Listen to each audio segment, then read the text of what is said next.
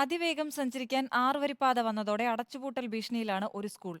അടിപ്പാതയില്ലാത്തതിനാൽ കോഴിക്കോട് മലപ്പുറം ജില്ലാ അതിർത്തിയിലെ പാറമ്മൽ ALPB സ്കൂളിന്റെ പ്രവർത്തനമാണ് പ്രതിസന്ധിയിലായത്. 150 മീറ്റർ അകലെ വീടുള്ള കുട്ടികൾക്ക് പോലും 5 കിലോമീറ്ററോളം സഞ്ചരിക്കണം സ്കൂളിലെത്താൻ. എൻ്റെ പുറകിൽ കാണുന്നത് 73 വർഷം പഴക്കമുള്ള പാറമ്മൽ സ്കൂള്. മുന്നിൽ കാണുന്നത് വാഹനങ്ങൾ ചീറിപ്പായുന്ന കോഴിക്കോട് ദേശീയപാത 6 വരി ബൈപ്പാസ്. ഈ റോഡ് മുറിച്ചു കടക്കാൻ വഴിയില്ലാത്തതിനാൽ 500-ലധികം കുട്ടികൾ പഠിച്ചിരുന്ന ഈ സ്കൂളിൽ ഇന്ന് പഠിക്കാനെത്തുന്നത് 200-ൽ താഴെ വിദ്യാർത്ഥികൾ മാത്രം.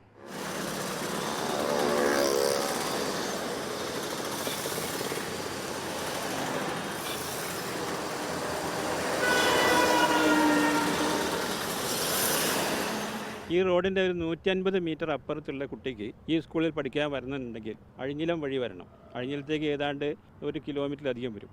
അവിടുന്ന് ഇങ്ങോട്ട് തിരിച്ചൊരു കിലോമീറ്റർ, അങ്ങനെ 2 കിലോമീറ്റർ ഈ 150 മീറ്റർ അപ്പുറത്തുള്ള കുട്ടിക്ക് ഈ സ്കൂളിലേക്ക് വരാൻ വേണ്ടി സഞ്ചരിക്കണം. രാമനാട്ടുകരയ്ക്ക് 2 കിലോമീറ്റർ അങ്ങോട്ടും അണ്ടർപാസ് വഴി 2 കിലോമീറ്റർ ഇങ്ങോട്ടും 4 കിലോമീറ്റർ സഞ്ചരിക്കണം. പിന്നെ കുറ്റോളങ്ങാടി എന്ന് പറഞ്ഞൊരു സ്ഥലമുണ്ട്, ഈ സ്കൂളിൻ്റെ ഒരു ഫീഡിംഗ് ഏരിയ ആണ്. അവിടുന്ന് നോക്കുകയാണെങ്കിൽ 5 കിലോമീറ്ററിലധികം വരും. 3-4 ഡിവിഷൻസ് ഒക്കെ ഉണ്ടായിരുന്നു ഓരോ ക്ലാസ്സിലും. ഇപ്പോൾ 2 ഡിവിഷനിൽ ഇങ്ങനെ കഷ്ടിയിൽ നിൽക്കുകയാണ്. ഈ വർഷം 1 ഡിവിഷനായി ചുരുങ്ങാൻ പോവുകയാണ്. ശരിക്കും പറഞ്ഞാൽ വിദ്യാഭ്യാസ അവകാശ നിയമപ്രകാരം ഒരു 2 കിലോമീറ്റർ പരിധിയിൽ പ്രൈമറി സ്കൂളുകൾ വേണമെന്നാണ്. അപ്പോൾ അതിൻ്റെയൊക്കെ ഒരു ലംഘനം കൂടിയാണ്. എൻ്റെ വീട് തൊട്ടപ്പുറത്താണ്, പക്ഷേ എൻ്റെ 3 മക്കൾ ഈ സ്കൂളിലാണ് പഠിക്കുന്നത്. 1500 രൂപ വണ്ടി പൈസയാണ്. അപ്പോൾ എനിക്ക് കൂലിപ്പണി എടുത്ത് ജീവിക്കാൻ വളരെയധികം ഈ പൈസ കൊണ്ട് വളരെ ബുദ്ധിമുട്ടാണ്. ഞാൻ വാടകയ്ക്കുമാണ് താമസിക്കുന്നത്. 3 മക്കളെയും കൊണ്ട് ബൈപ്പാസ് മുറിഞ്ഞ് ഇങ്ങോട്ട് കൊണ്ടാക്കാൻ എന്തായാലും കഴിയില്ല.